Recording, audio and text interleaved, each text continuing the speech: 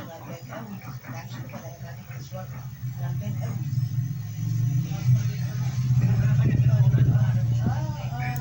بس مرة واحدة من على المعدية الناحية التانية عشان تعرفها كانت بتتعامل هتبان معاها وهي ساقت وهو تاني.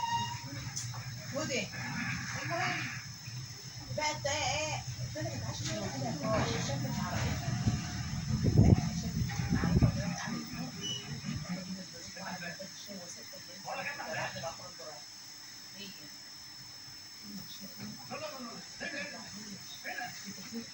رمضان كنت واقفة في الشباك والأذان هيجي أهو وأنا بلبس الفرد ده تسويق ده تصوير كنت عايزة تستلم معايا وأنا حاطة الأكل والأذان بإيدي أنا هفطر.